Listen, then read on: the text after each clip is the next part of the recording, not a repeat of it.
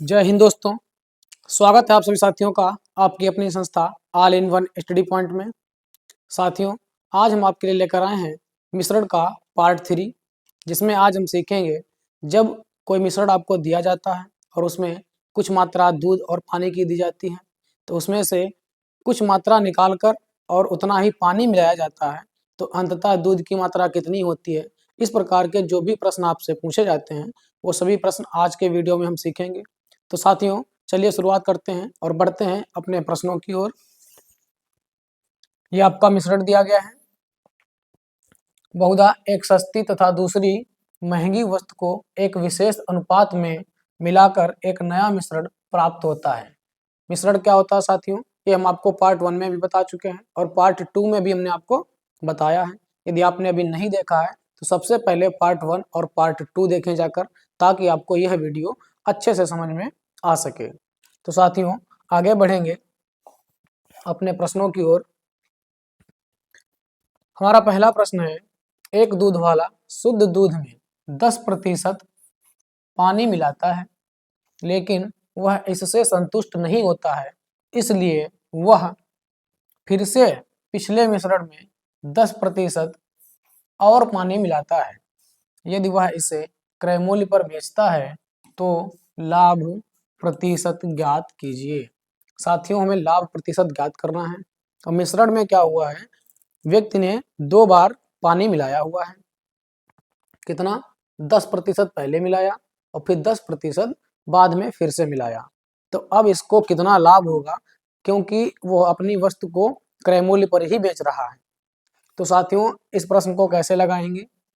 पहले उसने 10% का लाभ कमाया, उसके बाद में फिर से 10% का लाभ कमाया, क्योंकि पानी मिला रहा है और पानी का जो मूल्य होगा वो शून्य होता है, क्योंकि पानी तो मुफ्त में आप मिला सकते हैं। इसलिए 10% का लाभ यहाँ पहले उसने कमाया है और 10% का बाद में। तो कुल मिलाकर हो जाएगा 10 + 10 प्लस 10 × 10 और बटे 100। ये आपका फार्मूला होता है A + B + AB/100। ये हो जाएगा 10 10 20 प्लस इसे डिवाइड कर देंगे तो ये हो जाएगा आपका 1। कुल मिलाकर 21% का लाभ कमाया। ऑप्शन नंबर ए हमारा सही हो जाएगा, 21%। ठीक है, कुल मिलाकर 21% का लाभ कमाया है, क्योंकि पहले 10% और फिर उसके बाद में फिर से 10% का लाभ कमाया है। तो इसका हम सक्सेसिव निकालेंगे तो आपका 21% आंसर आ जाएगा। आगे बढ़ेंगे साथियों अगले प्रश्न पर। हमारा अगला प्रश्न है आपकी स्क्रीन पर, क्वेश्चन नंबर 2। एक कंटेनर में 80 लीटर दूध है। इस कंटेनर से 8 लीटर दूध निकाला गया और उसके स्थान पर पानी मिला दिया गया। इस कंटेनर से 8 लीटर मिश्रण निकाला गया और उसके स्थान पर पानी डाला गया। इस प्रक्रिया को एक बार और दोहराया गया। ठीक है, कुल मिलाकर यह प्रक्रिया आपकी जो है 3 बार की गई है। एक बार ये, दूसरी बार ये, और एक बार इसको और दोहराया गया है। ठीक है, एक बार और दोहराया गया। अब मिश्रण में दूध की कितनी मात्रा मौजूद है, आपको दूध की मात्रा ज्ञात करनी है। तो समझिए, मिश्रण में दूध की मात्रा क्या होगी?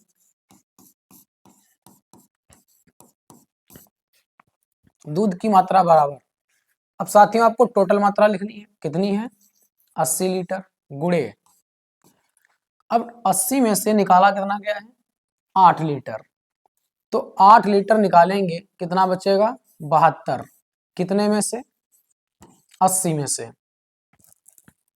और यह प्रक्रिया अगली बार एक बार और की गई है, तो एक बार और लिखेंगे 72/80। फिर उसके बाद में एक बार और दोहराया गया, यानी एक बार और कमा। ये क्रिया करेंगे तो हो जाएगा आपका 72/80, 72/80 और गुणे 72/80। तो यहाँ से साथियों को डिवाइड करें तो 8 ने 72 हो जाएगा और 8.80, ये आपका 9/10, 9/10 3 बार आ जाएगा। ठीक है। अब इसे हम लिख लेंगे 80 गुणे, ये हो जाएगा आपका 9 9 9, 9 का क्यूब हो जाएगा 729 और बटे 10 का क्यूब हो जाएगा 1000। ये जीरो से आपका जीरो कैंसिल हो जाएगा, 8 से गुणा कराएंगे तो 8 ने 72 का 2 बचेगा 7, 8 दूनी 16, 16 और 7 23 का 3 आपका बचेगा 2 और 8 सत्ते 56 और 2 58, 58 32 आया, बट्टे में आपके 2 शून्य है तो 2 अंक बाद आपका पॉइंट आ जाएगा। ठीक है, 58.32 ऑप्शन नंबर ए हमारा सही हो जाएगा। जो मिश्रण में दूध की मात्रा है, ठीक है, जो मिश्रण में दूध की मात्रा है वो अब कितनी है, तो 58.32 लीटर। ठीक है, 58.32 लीटर। ये आपको क्या करना होता है, बस आपको टोटल मात्रा लिखनी है, जो भी कुल मात्रा आपको दी जाए। ठीक है, कुल मात्रा लिखने के बाद अब कुल मात्रा से कितनी मात्रा निकाली गई, जितनी निकाली जाए वो घटा दीजिए और बटे में फिर से आपको टोटल मात्रा ही लिखना है। ठीक है, और इस प्रकार से ये प्रक्रिया जितनी बार की जाए उतनी बार आपको ऐसा करना है।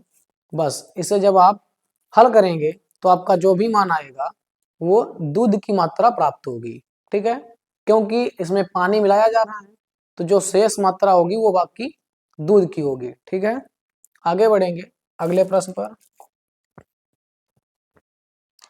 3 लीटर शुद्ध पेट्रोल को 13 लीटर पेट्रोल और एथेनॉल के मिश्रण में मिलाया जाता है, जिसमें पेट्रोल की मात्रा 40% है।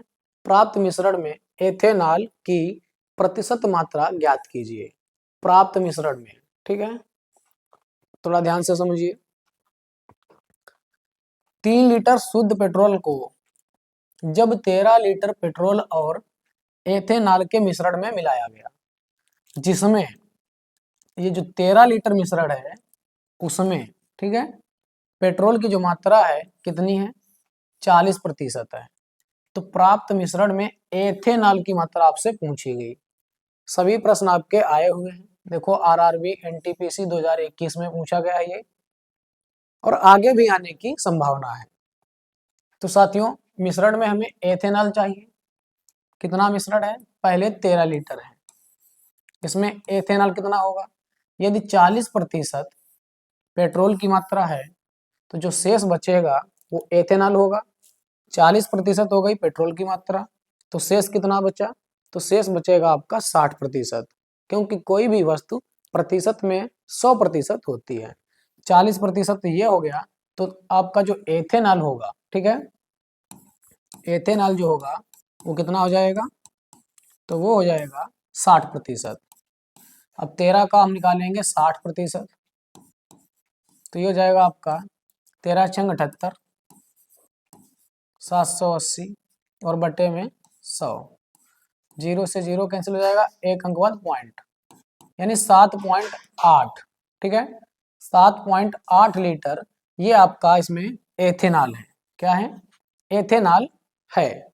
कब, जब आपका मिश्रण जो था वो 13 लीटर था, लेकिन इसमें क्या किया गया, 3 लीटर शुद्ध पेट्रोल मिलाया गया।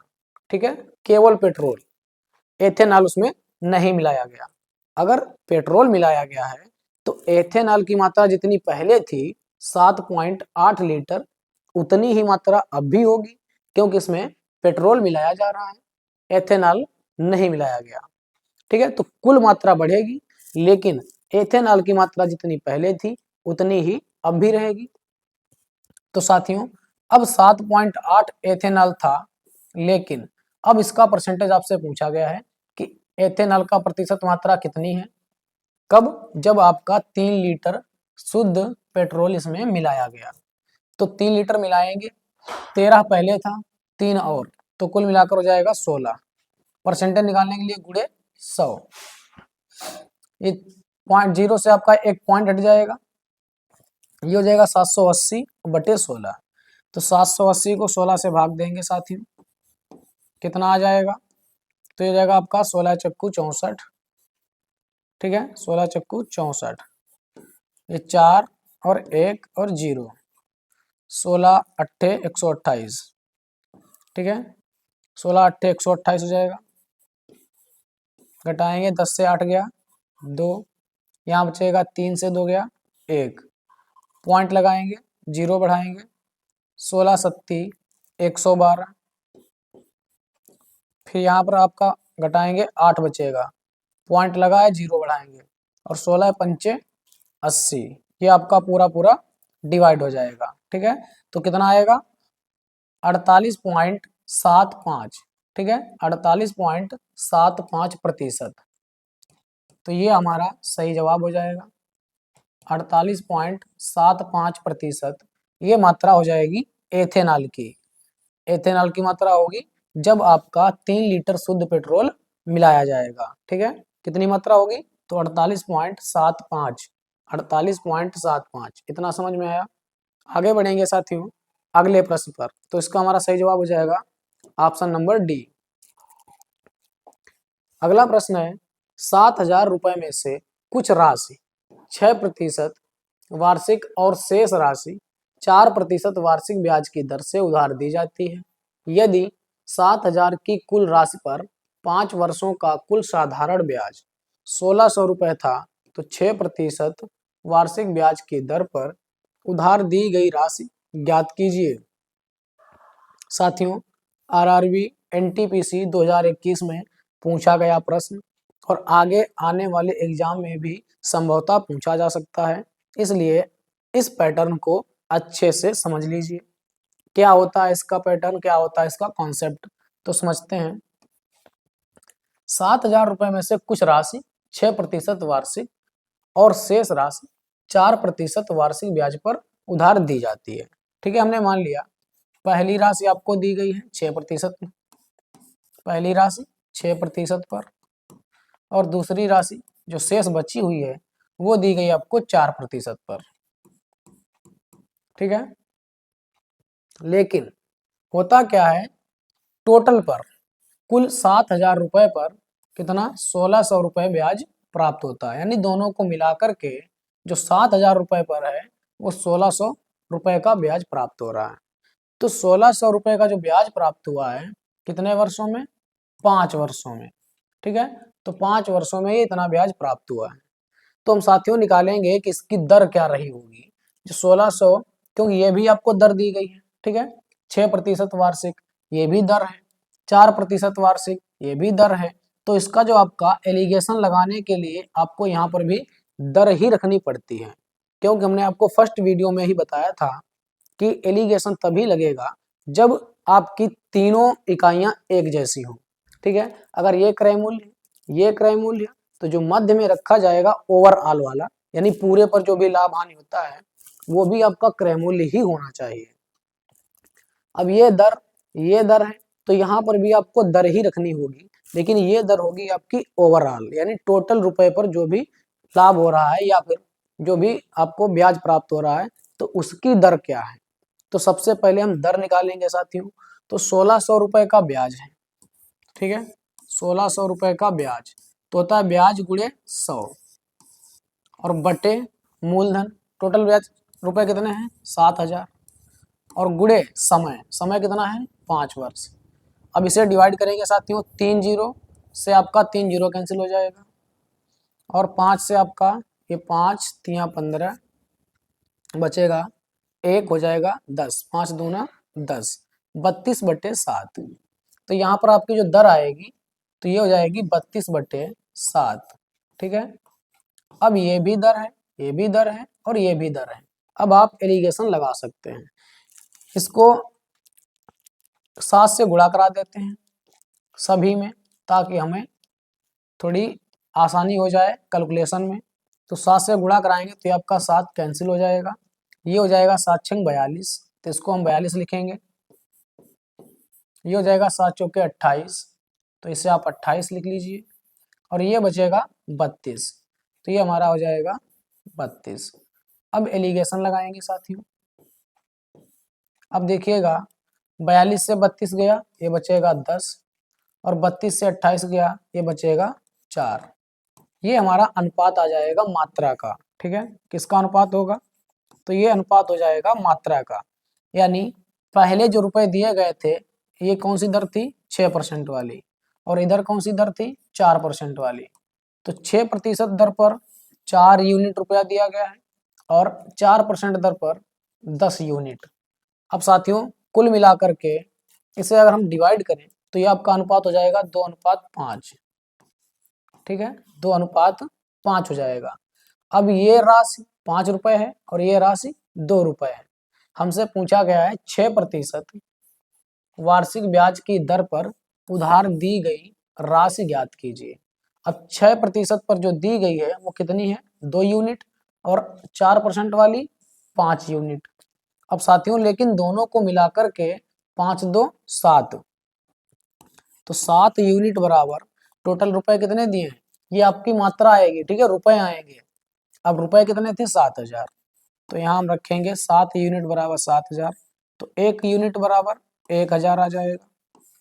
ठीक है, 1 यूनिट बराबर 1,000 हो जाएगा। अब साथियों 6% वाला कितना है? 2 यूनिट, तो यहाँ पर आप 2 से गुणा कराएंगे तो हमारा जवाब आ जाएगा 2,000 रुपए। ठीक है, ऑप्शन नंबर बी हमारा सही हो जाएगा। जो 6% पर आपको रुपया दिया गया है, धनराशि दी गई है, वो कितनी हो जाएगी? तो वो हो जाएगी 2,000 रुपए। इस टाइप से आपको हल करना है। सबसे पहले पहली वाली दर आपको रख लेनी है, फिर दूसरी दर रखनी है, और बीच में भी आपको दर ही रखनी पड़ेगी, लेकिन वो दर आप क्या करेंगे? जो ब्याज दिया गया है ब्याज से निकाल लेंगे। ठीक है, फार्मूला होता है दर बराबर, तो दर ज्ञात करनी हो तो ये आपका फार्मूला है। रेट बराबर होता है ब्याज गुणे 100 बटे मूलधन गुणे समय। ठीक है, मूलधन गुणे समय, ये आपका फार्मूला होता है। आगे बढ़ेंगे साथियों अगले प्रश्न पर। एक आदमी ने 1350 रुपए में 2 मेजें खरीदी और उसे एक मेज को बेचने पर 6% की हानि होती है। एक पर क्या हुआ है? 6% की हानि हो गई, और दूसरी मेज को बेचने पर 7.1/2% का लाभ होता है। कुल मिलाकर उसे ना तो हानि होती है और ना ही लाभ होता है। तो दोनों मेजों का क्रय मूल्य कितना अंतर है? तो दोनों मेजें जो आपकी थी उनके बीच कितने का अंतर है ये आपको बताना है साथियों। तो इसे हम कैसे हल करेंगे? ये भी आपका आरआरबी एनटीपीसी 2021 में पूछा गया है। ठीक है, अब इसको कैसे हल करना है थोड़ा ध्यान से समझिए। बिल्कुल सेम पैटर्न होगा। पहले क्या हुआ है? तो पहले हुआ उसको 6% की हानि, तो ये हो जाएगा आपका 6%, ये हानि हो गई। फिर बाद में क्या होता है? उसको 7/1/2 यानी 7.5, तो 7.5% ये होता है लाभ। अब साथियों जब उसने दोनों को कुल मिलाकर के उसको क्या हुआ? ना तो हानि हुई ना ही लाभ हुआ। जब टोटल पर उसको ना तो लाभ हो रहा है ना ही हानि हो रही है, तो ऐसी स्थिति में आपको क्या करना है? बीच की जो संख्या रखनी है वो रखनी है 0, शून्य। ठीक है, क्योंकि 0% ना तो लाभ है और ना ही हानि है, तो बीच में हम क्या रखेंगे? शून्य। अब इसे हल करेंगे साथियों, एलिगेशन लगाएंगे, तो ये आपका एलिगेशन 7.5 इधर हो जाएगा और ये हो जाएगा 6 इधर। ये इनका अनुपात हो जाएगा। इसे डिवाइड करेंगे, ये पॉइंट हटाएंगे, यहाँ 0 हो जाएगा, तो जाएगा 15×75 और 15 चौके 60, तो अनुपात आ जाएगा 5:4। ठीक है, ये रेशियो हमें मिल जाएगा यहाँ से। अब रेशियो जो हमको प्राप्त हुआ है, अब हमको दिया गया है 1350 रुपए। ठीक है, 1350 रुपए हमको दिया गया है।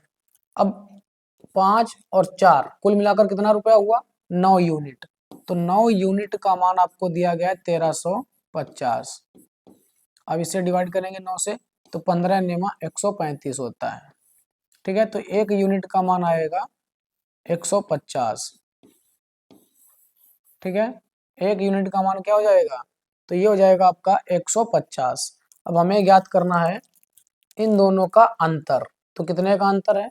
तो आप देख रहे हैं 5 और 4 का 1 का अंतर है, तो 1 यूनिट का मान कितना आया? 150 रुपए, यही आपका अंतर हो जाएगा। ठीक है, 150 रुपए ही हमारा सही जवाब हो जाएगा। थोड़ा यहाँ से ध्यान से समझिए, पहले 6% की हानि हुई, फिर 7.5% का लाभ हुआ। हानि को माइनस से डिनोट करेंगे और लाभ को प्लस से। लेकिन टोटल पर क्या होता है, ना तो हानि होती है और ना ही लाभ होता है। तो जब हानि और लाभ ना होता हो तो वहां पर आपको क्या रखना है, 0 रखना है। ठीक है, क्योंकि ना तो हानि हुई और ना ही लाभ। तो आप यहाँ से घटाएंगे तो आपका ये मान आएगा 5:4, यानी एक राशि दी गई है 5 तो दूसरे को दी गई है 4।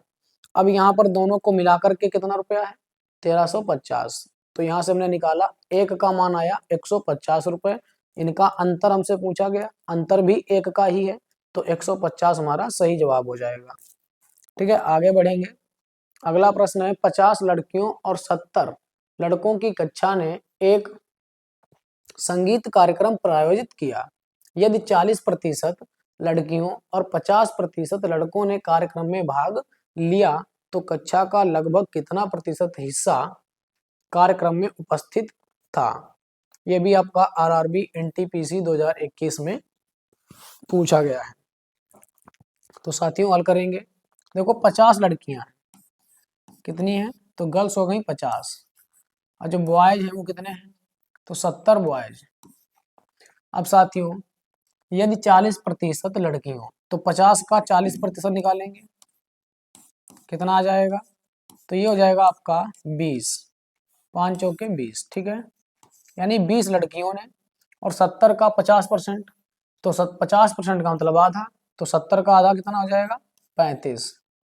अब साथियों 20 और 35 कुल मिलाकर कितने, 55, यानी 55 लोगों ने हिस्सा लिया। और कितने विद्यार्थियों में से, तो 50 लड़कियां थी और 70 लड़के थे, तो 50 और 70 120, यानी 120 लोगों में से 55 लोगों ने हिस्सा लिया है। हमें परसेंटेज में बताना है तो 100 से गुणा कराएंगे और प्रतिशत का चिन्ह लगाएंगे। अब यहाँ से आपका 0 से 0 कैंसिल हो जाएगा, 2 से डिवाइड करेंगे, 2 छंग 12 और 2 पंचे 10। ठीक है, इसे आप ना ही डिवाइड करें तो कोई दिक्कत नहीं है, ये आप ऐसे रहने दीजिए। ये हो जाएगा 550, 10 से गुणा कराएंगे तो जाएगा 550 और बट्टे में आपका कितना है 12, तो 12 से इसे भाग कर देंगे, हो जाएगा 12 चौके 48, बचेगा 7, उतारेंगे 0, 12 छंग 72 ज्यादा हो जाएगा, तो 12 पंचे 60। ठीक है, यहाँ पर भी आपका बचेगा 15 से 8 गया 7। ठीक है, अब यहाँ बचेगा 10, पॉइंट लगाएंगे, यहाँ पर आपका जाएगा 0, 12 8 96। ठीक है, ऐसे ही आपका आ जाएगा 12 3 36, 45.83।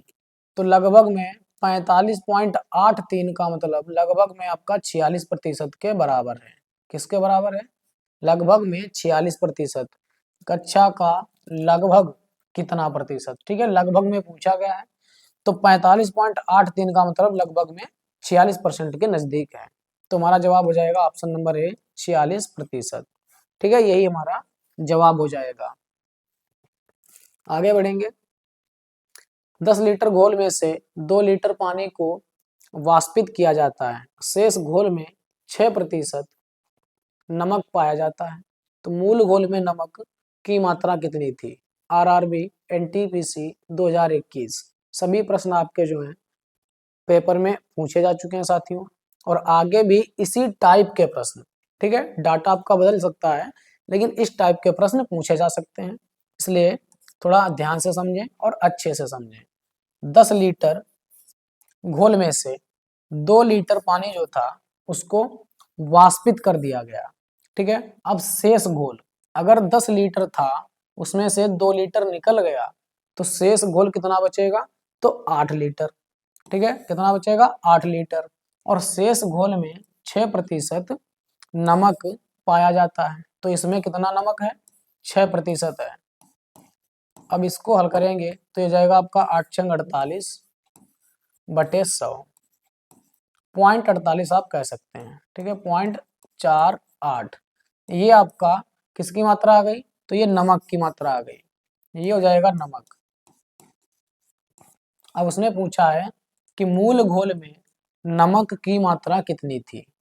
ये आपसे पूछा गया है कि मूल घोल कितना था, तो 10 लीटर था।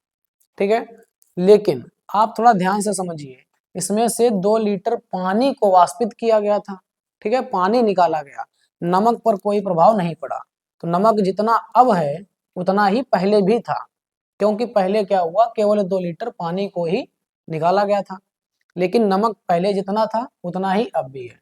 तो नमक की मात्रा कितनी है, 0.48 बटे, लेकिन जब मूल में जाएंगे तो घोल कितना था, 10 लीटर, और परसेंटेज निकालने के लिए गुणे 100, प्रतिशत का चिन्ह, इसे डिवाइड करेंगे साथियों, तो ये आपका हो जाएगा 0 से 0 कैंसिल हो जाएगा, और एक 0 से आपका पॉइंट 1 अंक आगे बढ़ेगा, तो ये हो जाएगा 4.8। ठीक है, 4.8 इतना प्रतिशत मात्रा जो होगी, ये मात्रा होगी आपकी नमक की। ठीक है, पहले कितनी मात्रा होगी, तो 4.8%, ये मूल घोल में नमक की मात्रा होगी। लेकिन जब 2 लीटर पानी वाष्पित कर दिया गया तो कितना था, 6%। ठीक है, क्योंकि मात्रा देखो इसका परसेंटेज बढ़ेगा, क्योंकि वैल्यू आपकी जो कुल वैल्यू है कम होगी तो परसेंटेज बढ़ेगा, और जैसे ही कुल मात्रा बढ़ेगी परसेंटेज आपका घटेगा। ठीक है, आगे बढ़ेंगे अगले प्रश्न पर। तो इसका हमारा सही जवाब क्या हो गया है, 4.8, ए ऑप्शन। ठीक है, एक कार्यालय के सभी कर्मचारियों का औसत वेतन रुपए 3560 प्रति माह है। अधिकारियों का औसत वेतन 5400 रुपए प्रति माह और गैर अधिकारियों का वेतन 2600 रुपए प्रति माह है। यदि अधिकारियों की संख्या 12 है तो कार्यालय में गैर अधिकारियों की संख्या ज्ञात कीजिए। तो गैर अधिकारियों की संख्या में बतानी है, ये भी आपका आरआरबी एनटीपीसी 2021 में पूछा गया प्रश्न है। कैसे हल करेंगे साथियों, तो एलिगेशन से हल करेंगे। ठीक है, 2 प्रकार के व्यक्ति हैं, एक अधिकारी और एक गैर अधिकारी। तो हमने मान लिया ये अधिकारी हैं, ठीक है, और हैं गैर अधिकारी। अब जो अधिकारी हैं उनका वेतन कितना दिया गया है, तो अधिकारियों का औसत वेतन है 5400 रुपए, ये हो जाएगा आपका 5400 रुपए। और गैर अधिकारियों का कितना है, तो गैर अधिकारियों का वेतन है 2600 रुपए। लेकिन इन दोनों का मिलाकर के कार्यालय के जो सभी कर्मचारी हैं, अधिकारी और गैर अधिकारी, उन सभी का मिलाकर कितना है, 3560। तो जो भी टोटल दिया होता है ओवरऑल उसको रखेंगे मध्य में। अब यहां से लगाएंगे एलिगेशन। ठीक है, अब इसको घटाते हैं, तो यहां से घटाएंगे साथियों तो आपका 0 हो जाएगा, 6 से 0 जाएगा 6, 5 से 6 जाएगा नहीं तो 15 से 6 जाएगा 9, और 2 से 2 जाएगा कुछ नहीं। ठीक है, ये हो गया 960। इधर घटाएंगे तो 0 से 0 गया 0, 0 से 6 जाएगा नहीं तो 10 से 6 जाएगा 4, यहाँ बचेगा 3, 3 से 5 जाएगा नहीं, 13 से 5 गया 8, फिर यहाँ बचेगा आपका 4, 4 से 3 गया 1। ठीक है, ये हमारा मान आ जाएगा, इसको हम डिवाइड कर देंगे, और डिवाइड कर सकते हैं इसे, तो ये हो जाएगा 8 से डिवाइड करेंगे, 8 से 12 बार में 96, ये हो जाएगा 8 दूनी 16, बचेगा 2, हो जाएगा 24, 8 तियां 24। अनुपात जो हमारा आया है अधिकारी अधिकारी और गैर अधिकारी, अधिकारी और गैर अधिकारी का जो अनुपात है, अधिकारी हैं 12 और गैर अधिकारी हैं 23। अब साथियों ये अनुपात दिया है, अब हमको संख्या कितनी दी गई है, उसने कहा यदि अधिकारियों की संख्या 12 है तो यहाँ पर अधिकारियों की संख्या का अनुपात कितना है, 12 यूनिट, तो 12 का मान 12 है, तो फिर गैर अधिकारियों का 23 का मान क्या होगा, 23 ही हो जाएगा। ठीक है, क्योंकि ये भी 1 गुना है तो इसे भी हम 1 गुना करेंगे, अगर ये 2 गुना होता तो इसे भी 2 गुना करते, तो गैर अधिकारियों की जो संख्या होगी वो हो जाएगी 23। ठीक है, ऑप्शन नंबर डी हमारा सही हो जाएगा। यही आपसे पूछा गया था कि गैर अधिकारियों की संख्या ज्ञात कीजिए, तो कितनी हो जाएगी, ऑप्शन नंबर डी 23। आगे बढ़ेंगे, अगला प्रश्न है, एक स्कूल में लड़कों और लड़कियों की को मिलाकर औसत आय जो दी गई है वो 16.8 वर्ष। ठीक है, ये औसत आयु है, 16.8 वर्ष है। लड़कों की औसत आयु 15.4 वर्ष है और लड़कियों की औसत आयु 18.2 वर्ष है। स्कूल में लड़कों और लड़कियों की संख्या का अनुपात ज्ञात कीजिए। अनुपात बताना है, आरआरबी एनटीपीसी 2021। अब साथियों कैसे हल करेंगे, तो इसमें भी आपको वही एलिगेशन वाला ही नियम लगाना है। देखो, बॉयज हैं और गर्ल्स हैं। ठीक है, अब देखिए जो बॉयज का अनुपात दिया कितना है, बॉयज का आपको लड़कों और लड़कियों की संख्या का मिलाकर औसत, ये तो टोटल औसत दिया है क्योंकि लड़कों और लड़कियों का मिलाकर के है तो ये टोटल है, इसको आप मध्य में रखेंगे। ठीक है, फिर कह रहा है लड़कों की औसत आयु जो दी है 15.4, तो बॉयज की हो जाएगी 15.4 और लड़कियों, तो लड़कियों की औसत आयु दी गई 18.2, 18.2 और दोनों को मिलाकर के ओवरऑल दिया गया हमको 16.8। तो जो भी ओवरऑल दिया जाए उसे आप मध्य में रखेंगे और एलिगेशन लगाएंगे। ठीक है, क्रॉस घटाया जाता है। अब साथियों यहाँ से घटाएंगे। ठीक है, 8 से 4 गया तो 4, क्रॉस घटाएंगे और क्रॉस में ही लिखेंगे, तो 8 से 4 गया 4 और 6 से 5 गया 1, तो ये हो जाएगा आपका 1.4। अब इधर को घटाएंगे तो 12 से 8 गया 4, यहाँ बचेगा 7, 7 से 6 गया 1, तो ये भी हो गया 1.4। अब ये आपका कट जाएगा। ठीक है, तो अनुपात आ जाएगा 1:1, 1:1, यानी लड़कों की जितनी संख्या होगी उतनी ही संख्या लड़कियों की भी होगी। बराबर बराबर बराबर बराबर अनुपात दिया है, तो इसका मतलब हमारा जो सही जवाब होगा ऑप्शन नंबर बी हो जाएगा। ठीक है, क्योंकि यहाँ पर दोनों का अनुपात जो आ रहा है एक जैसा आ रहा है, तो इसे डिवाइड करेंगे तो 1:1 हमारा सही जवाब हो जाएगा। यही आपसे पूछा गया था कि लड़कों और लड़कियों की संख्या का अनुपात ज्ञात कीजिए, तो अनुपात कितना हो जाएगा 1:1। आगे बढ़ेंगे, अगला प्रश्न है 50 लीटर शुद्ध दूध वाले एक कंटेनर से 10 लीटर दूध निकालकर 10 लीटर पानी डाला जाता है। देखो टोटल मात्रा कितनी है, तो टोटल मात्रा हमें दी गई है 50 लीटर, इसमें से 10 लीटर दूध निकाला गया है और उसमें 10 लीटर जो है पानी डाल दिया गया। यदि इस प्रक्रिया को 3 बार दोहराया जाता है तो अंततः पानी और दूध के बीच क्या अनुपात है। यह आपका आरआरबी जे 27/5/2019 शिफ्ट 3 में पूछा जा चुका है। अब साथियों इसे हम कैसे हल करेंगे, तो ध्यान से समझिए। टोटल मात्रा कितनी दी है, तो टोटल मात्रा दी है 50। इसका आपका जो फार्मूला होता है वो आपको दूध की मात्रा यहाँ से प्राप्त होगी। ठीक है, कि दूध की मात्रा कितनी है, जो भी मिलाया जा रहा है उसको छोड़कर जो बचेगा उसकी मात्रा आपकी ज्ञात होती है। तो ध्यान से समझिए, टोटल मात्रा लिखिए। टोटल मात्रा कितनी है 50 लीटर, मात्रा निकाली कितनी गई साथियों, तो 10 लीटर निकाली गई। 50 से 10 निकालेंगे कितना बचेगा 40, जो 40 बचेगा ये कितने में, टोटल में, टोटल आपको बटे में रखना है, तो ये आपका डिवाइड हो जाएगा 4/5 बचेगा, तो ये 4/5 हम लिखते हैं डायरेक्टली। और ये काम कितनी बार किया गया है, तो इस प्रक्रिया को 3 बार दोहराया गया है, तो एक बार फिर से लिखेंगे, एक बार फिर से लिखेंगे, यानी 3 बार आपको ये काम करना होगा। तो 3 बार लिखेंगे साथियों।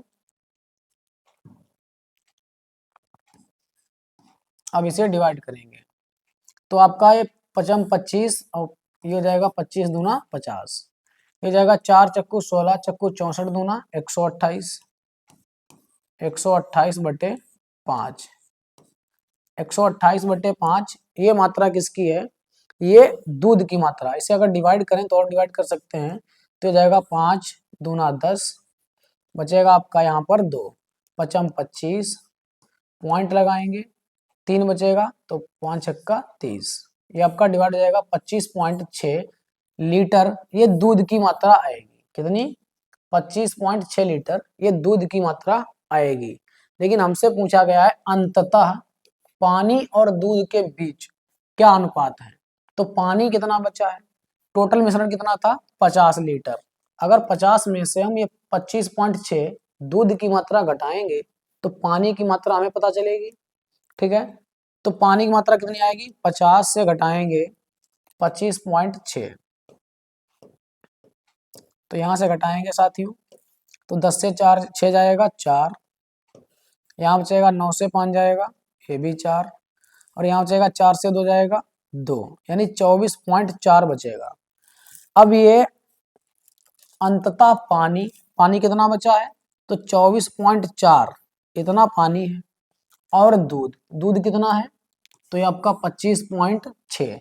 अब इन दोनों का अनुपात हमसे पूछा गया है, तो 24.4 और 25.6 का अनुपात निकालेंगे तो आप क्या करेंगे, 24.4 अनुपात 25.6, तो पॉइंट तो आपको गायब हो जाएगा ये।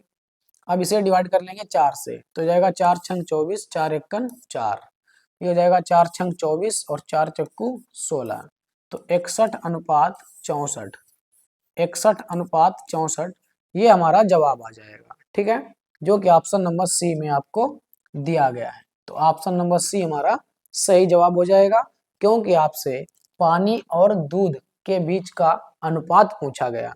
तो दूध की मात्रा तो आपकी इस कॉन्सेप्ट से निकलती है। ठीक है, अगर दूध की मात्रा जितनी निकाली है वो टोटल मात्रा से हम दूध की मात्रा घटा दें तो हमको शेष जो भी मिलेगा वो पानी की मात्रा मिल जाएगी। अब पानी हो गया 24.4 और पानी और दूध इन दोनों का अनुपात पूछा गया था, तो आपका जवाब हो जाएगा 61:64।